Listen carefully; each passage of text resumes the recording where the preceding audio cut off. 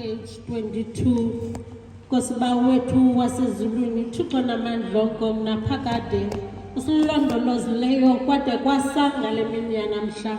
usilondoloze ngayo ngamandla akho amakhulu siphe okokuba sithi ngale mini singawesonweni sithi kanjalo singangeni ezingozini sithi zonke izenzo zethu zicwangcise ngokubona kwakho size sithi simane senze okulungileyo ebusweni bakho Thixo namandla onke umthombo wakho konke ukulunga sithi ngolulamo sikuthandaze ukuba uthazisanqelise zonke inkosi namaphakathi nabo bonke abanegunya lokugweba imicimbi yelizwe bazalise ngomoya wakho ingcwele batyebise ngofefe lwakho lwasezulwini bahambise kuko konke okulungileyo uthi bangenise bukumkanini bakho bungunaphakade wena Thixo namandla onke ungunaphakade kuphela kowenza imimangaliso emikhulu hlisela bonke abafundisi bevangeli lakho nakuwo wonke amabandla bawuphethe umoya ophilisayo Thixo namandla onke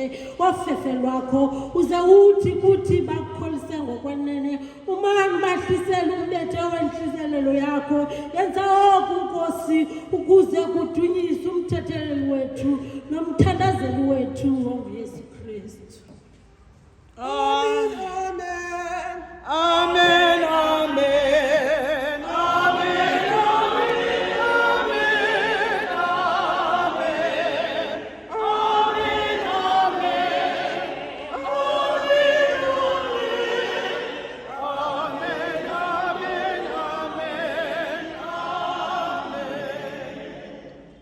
Thixo mdali nomlondolozi wabo bonke abantu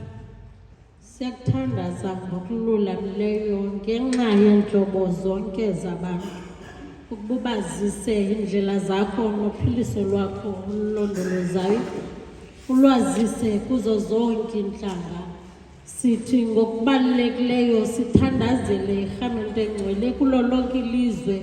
lokuba ihlale ngethamsanqa ize ikhokelwe iphathwe ngumoya wakho olungileyo bade bonke abazibiza ngokuthi bangamaKristu bakhokelwe endleleni yenyaniso bebambe inkolo ngantliziyonye bebambisene ngoxolo behleli ngokulungileyo sithi ke ekugqibeleni sibabhekise ebubeleni bakho sicela